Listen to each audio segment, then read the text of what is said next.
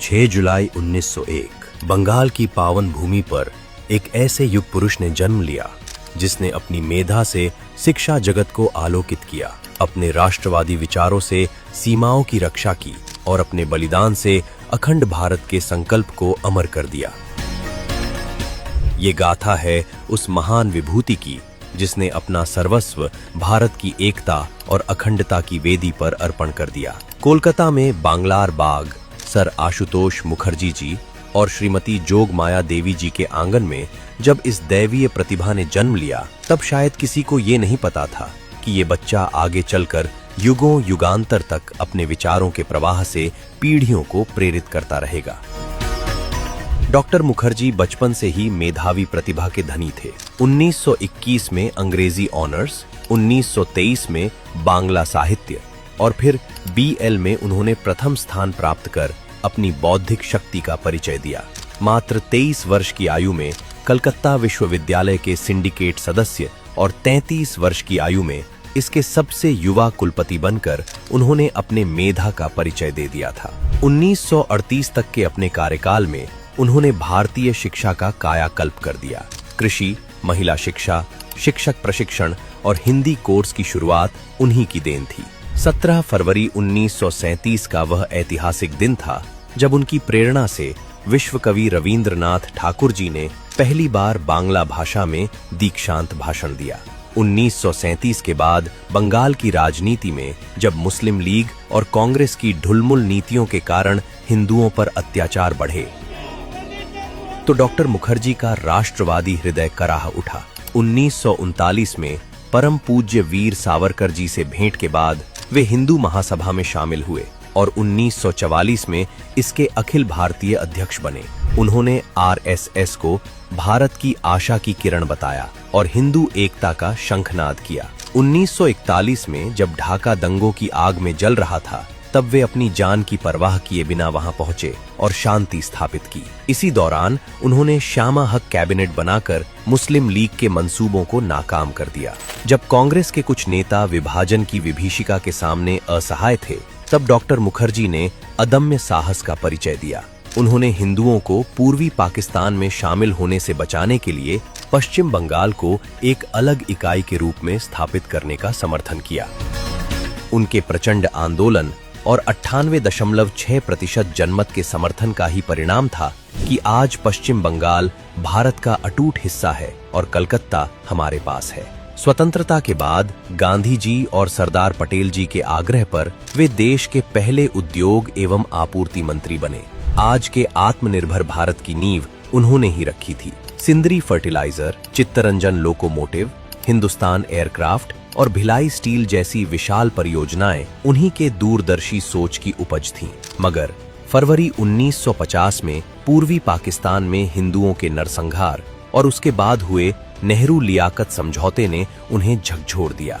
नेहरू सरकार की तुष्टीकरण की राजनीति के विरोध में उन्होंने 19 अप्रैल 1950 को कैबिनेट से इस्तीफा दे दिया। यह एक सिद्धांतवादी राजनेता का व्यवस्था को दिया गया सबसे बड़ा संदेश था। 21 अक्टूबर 1951 को डॉक्टर मुखर्जी ने RSS के सहयोग से भारतीय जनसंघ की स्थापना की। पंडित दीनदयाल उपाध्याय जी और अटल बिहारी वाजपेयी जी जैसे निष्ठावान साथी उनके साथ थे। 1951 से 52 के चुनावों में वे कोलकाता दक्षिण चुनाव से जीतकर संसद पहुंचे। संसद के भीतर उनकी गर्जना ऐसी थी कि उन्हें संसद का शेर कहा जाने लगा।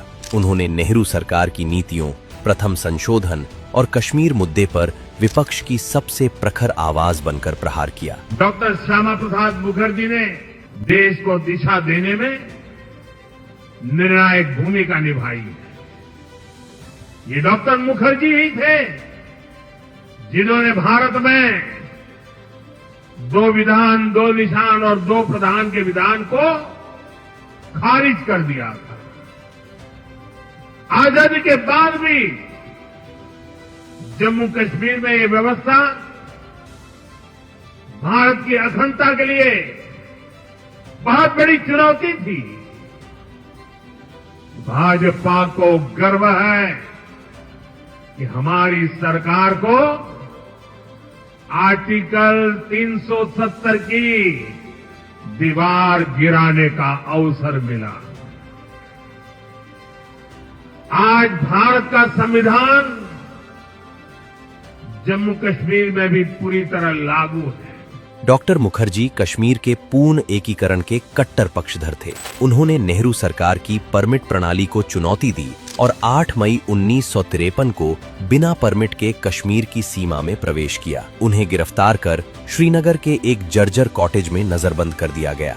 वहां उनके स्वास्थ्य के साथ खिलवाड़ हुआ, चिकित्सा की घोर उपेक्षा की गई और संदिग्ध परिस्थितियों में 23 जून 1953 को भारत माता का ये लाडला सपूत शहीद हो गया।